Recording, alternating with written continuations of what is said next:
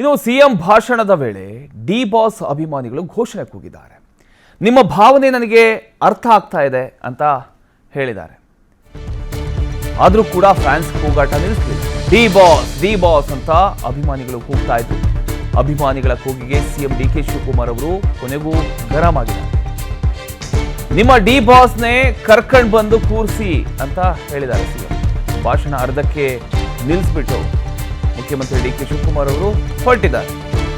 ರಾಮನಗರ ಚಾಮುಂಡೇಶ್ವರಿ ಕರಗ ಮಹೋತ್ಸವದ ವೇದಿಕೆಯಲ್ಲಿ ಸಾಂಸ್ಕೃತಿಕ ಕಾರ್ಯಕ್ರಮ ನಡೀತಾ ಇದ್ರು.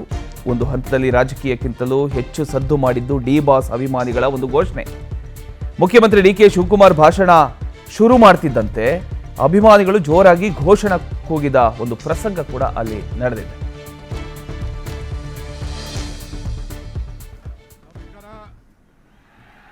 ನಮಸ್ಕಾರ. ಆಯಿತು, ನಿಮ್ಮ ಭಾವನೆ ನನಗೆ ಅರ್ಥ ಆಗಿದೆ.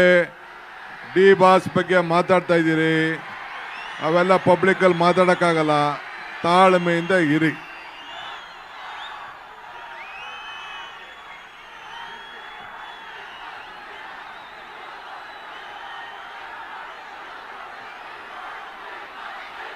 ಆಯ್ತು ಆಯ್ತು ಆಯ್ತು, ಸುಮ್ಮನಿರಿ. ಗೊತ್ತಾಯ್ತು ನನಗೆಲ್ಲ.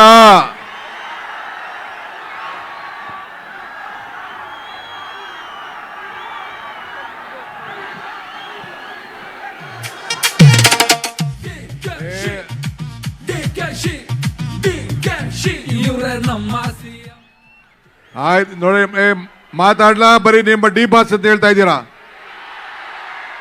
ಕಾರ್ಯಕ್ರಮ ನಡಿಬೇಕಾ ಬೇಡವಾ? ಸುಮ್ಮನೆ ರೀ. ಒಂದ್ಸತಿ ಹೇಳಿದ್ರೆ ಅರ್ಥ ಆಯ್ತು. ಈ ತರ ಮಾಡೇ ಹಾಳು ಮಾಡ್ಕೋತಾ ಇದ್ದೀರಾ ನೀವು. ಸ್ವಲ್ಪ ಸುಮ್ಮನೆ ಇರಿ. ಬೋಲೋ ಭಾರತ್ ಮಾತಾ ಕಿ, ತಾಯಿ ಚಾಮುಂಡೇಶ್ವರಿಗೆ, ರಾಮನಗರದ ಕರಗ ಮಹೋತ್ಸವಕ್ಕೆ ಬಂಧುಗಳೇ. ಓರ ಸುಮ್ಮನೆ ನಡೆದ ಬಿಸಾಕ್ಬಿಟ್ಟು.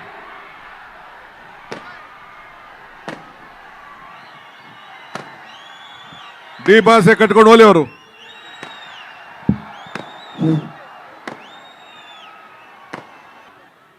ನಮಸ್ಕಾರ ನಮಸ್ಕಾರ. ಆಯ್ತು, ನಿಮ್ಮ ಭಾವನೆ ನನಗೆ ಅರ್ಥ ಆಗಿದೆ. ಡಿ ಬಾಸ್ ಬಗ್ಗೆ ಮಾತಾಡ್ತಾ ಇದ್ದೀರಿ, ಅವೆಲ್ಲ ಪಬ್ಲಿಕಲ್ಲಿ ಮಾತಾಡೋಕ್ಕಾಗಲ್ಲ. ತಾಳ್ಮೆಯಿಂದ ಇರಿ.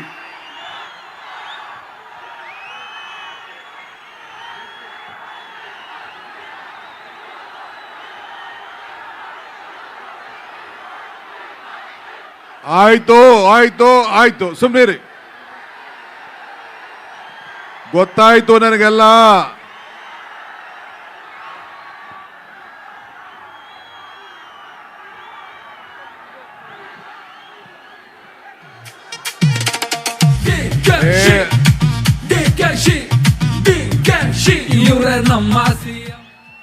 ಆಯ್ತು ನೋಡಿ, ಮಾತಾಡ್ಲಾ? ಬರೀ ನಿಮ್ಮ ಡಿ ಬಾಸ್ ಅಂತ ಹೇಳ್ತಾ ಇದ್ದೀರಾ. ಕಾರ್ಯಕ್ರಮ ನಡಿಬೇಕಾ ಬೇಡವಾ? ಸುಮ್ಮನೆ ರೀ. ಒಂದ್ಸತಿ ಹೇಳಿದ್ರೆ ಅರ್ಥ ಆಯ್ತು. ಈ ತರ ಮಾಡೇ ಹಾಳು ಮಾಡ್ಕೋತಾ ಇದ್ದೀರಾ ನೀವು. ಸ್ವಲ್ಪ ಸುಮ್ಮನೆ ಇರಿ. ಬೋಲೋ ಭಾರತ್ ಮಾತಾ ಕಿ, ತಾಯಿ ಚಾಮುಂಡೇಶ್ವರಿಗೆ, ರಾಮನಗರದ ಕರಗ ಮಹೋತ್ಸವಕ್ಕೆ ಬಂಧುಗಳೇ. ಓರ ಸುಮ್ಮನೆ ನಡೆದ ಬಿಸಾಕ್ಬಿಟ್ಟು.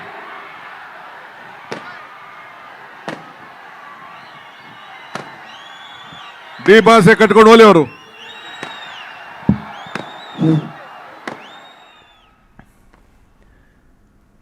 ವೇದಿಕೆಯಲ್ಲಿ ಅಭಿಮಾನಿಗಳ ಭಾವನೆಗೆ ಸ್ಪಂದಿಸಿದ ಮುಖ್ಯಮಂತ್ರಿ ಡಿಕೆ ಶಿವಕುಮಾರ್, ನಿಮ್ಮ ಭಾವನೆ ನನಗೆ ಅರ್ಥ ಆಗ್ತಿದೆ ಅಂತ ಹೇಳಿದರು. ಆದರೆ ಇದೇ ವೇಳೆ ಈ ವಿಚಾರದ ಬಗ್ಗೆ ಸಾರ್ವಜನಿಕವಾಗಿ ಏನು ಮಾತನಾಡೋದಕ್ಕೆ ಸಾಧ್ಯ ಇಲ್ಲ.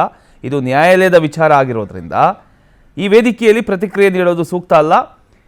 ಈ ಕಾರ್ಯಕ್ರಮ ಏನಿದೆ ಅದನ್ನು ಅಚ್ಚುಕಟ್ಟಾಗಿ ನಡೆಸೋಣ ಅನ್ನೋ ರೀತಿಯಲ್ಲಿ ಅವರು ಮಾತನಾಡಿದರು. ನಾನು ಮುಖ್ಯಮಂತ್ರಿ ಆದರೂ ಕೂಡ ಈ ಜಿಲ್ಲೆಯ ಮಗ, ನಿಮ್ಮ ಭಾವನೆ ನನಗೆ ಗೊತ್ತಿದೆ. ಆದರೆ ನ್ಯಾಯಾಲಯದಲ್ಲಿ ಈ ವಿಚಾರ ಇರೋದ್ರಿಂದ ನಾನು ಯಾವುದೇ ಅಭಿಪ್ರಾಯ ವ್ಯಕ್ತಪಡಿಸಲಿಲ್ಲ. ಆದರೂ ಕೂಡ ಘೋಷಣೆ ಕೂಗೋದು ಮಾತ್ರ ಬಿಡಲಿಲ್ಲ. ಅದರಿಂದ ಅಲ್ಲಿಂದ ಏನಾದರೂ ಮಾಡ್ಕೊಳ್ಳಿ ಅಂತ ವಾಪಸ್ ಹೋಗಿದ್ದಾರೆ.